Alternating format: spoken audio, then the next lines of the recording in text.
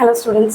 இந்த கொஸ்டின்ல பார்த்தீங்கன்னா இங்கே dy இருக்கு, இங்கே ஃபுல்லாக எக்ஸ் இருக்குது, இங்கே எக்ஸ் இருக்குது, இங்கேயும் எக்ஸ் இருக்குது. நம்ம ஃபஸ்ட்டு என்ன செய்வோம், ஃபஸ்ட்டு ஸ்டெப்பில் வேரியபிள்ஸை செப்பரேட் பண்ணுவோம் இல்லையா? அதே மாதிரி தான் இங்கே வேரியபிள்ஸை செப்பரேட் பண்ணுறோம். ஃபஸ்ட்டு ஸ்டெப்பை நான் இதை வந்து ஆப்போசிட் சைடு கொண்டு போயிட்டா இங்கே dy ஈக்குவல் டு அப்படின்னு போட்டு இதை எழுதுமா, இங்கே மைனஸில் தான் இருக்குது. ஸோ ஆப்போசிட் சைட் போனால் ப்ளஸ்ஸாக மாறும். கரெக்டாக? அடுத்தது இந்த dy இங்கே வச்சுக்கலாம், ஏன்னா எனக்கு y எல்லாம் லெஃப்ட் சைட்லேயே இருக்கட்டும்னு சொல்லிட்டு நான் இங்கேயே வச்சுக்கிறேன். அப்போ dy இஸ் ஈக்குவல் டு அங்கே என்ன இருக்கோ அதை எழுதிட்டு அப்புறம் இது இங்கேருந்து வருதில்ல, அப்போ இது டினாமினேட்டருக்கு போகும். Plus e power minus X, அங்கே ஒரு dx இருக்குது, அது லாஸ்ட்டாக போடலன்னு விட்டுருக்கேன்.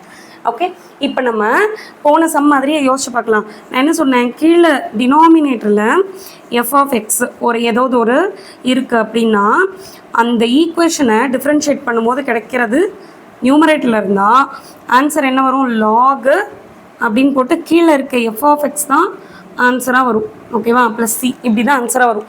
இது வந்து இங்கே ட்ரூவான்னு செக் பண்ணிக்கலாம். முதல்ல கீழே இருக்கிறத டிஃப்ரென்ஷியேட் பண்ணால் நியூமரேட்டர் வருதா அப்படின்னு பார்த்துக்கலாம். இ பவர் எக்ஸை டிஃப்ரென்ஷியேட் பண்ணால் இ பவர் எக்ஸே தான் இருக்கும். இந்த மைனஸ் எக்ஸை டிஃப்ரென்ஷியேட் பண்ணும்போது -1 இங்கே வந்துடும். அப்போ மைனஸ் இ பவர் மைனஸ் எக்ஸ்ன்னு ஆகுமா? பார்த்தீங்களா? அதுவே தான் இருக்குது. அப்போ நமக்கு ஆன்சர் எப்படி வரணும், log of e power x e power minus எக்ஸ்ன்னு வரணும். ஓகே, இதுதான் ஃபஸ்ட்டு. சரி, அது எப்படி கொண்டு வருது, எப்படி நம்ம உடனே இப்படி சொன்னால் ஒத்துக்குவாங்களா?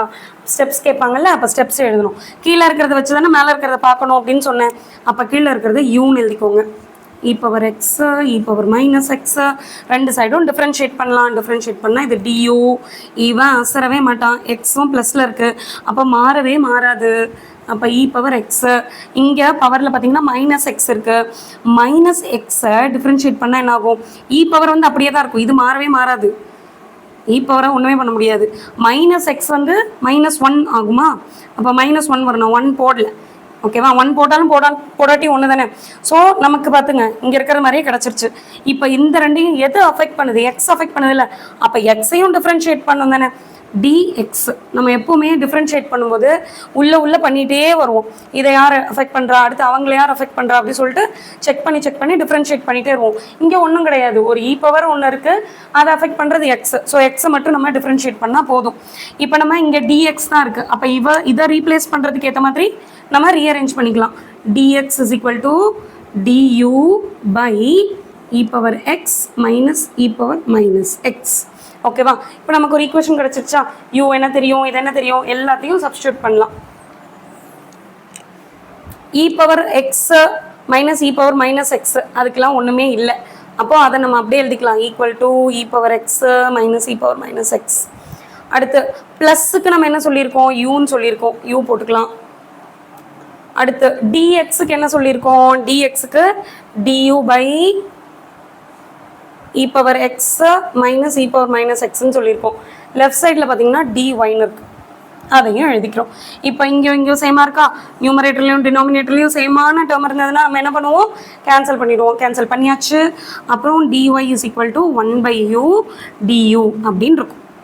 ஓகே, இப்போ நமக்கு வேணும் நம்ம யூவை உடனேவும் சப்ஸ்டியூட் பண்ணிக்கலாம், இல்லை இன்டகிரேட் பண்ணிவிட்டு அப்புறமாவும் பண்ணிக்கலாம். இன்டகிரேட் பண்ணால் ரெண்டு சைடும் கான்ஸ்டன்ட் இன்ட்ரடியூஸ் ஆகும். எதை நான் வந்து ஒர்க் அவுட்டே பண்ண மாட்டேனோ அந்த சைடு அப்படியே வச்சுட்டு இன்னொரு சைடு ஒர்க் அவுட் பண்ணுற சைடு நான் இப்போ இன்ட்ரடியூஸ் பண்ணிக்கிறேன். ஓகே, இங்கே வந்து y அப்படின்னு மாறிடும், இது வந்து log u அப்படின்னு ஆகும். ப்ளஸ் சி இங்கே இன்ட்ரடியூஸ் பண்ணிக்கலாம். Okay, you can introduce both sides introduce பண்ணி c2 மைனஸ் c1 போட்டு தனியாக திரும்பியும் ப்ளஸ் சின்னு போட்டு c is equal to c2 minus c1 போடலாம். பட் இப்படியும் போடலாம். ஓகேவா? அது வந்து உங்கள் சாய்ஸு.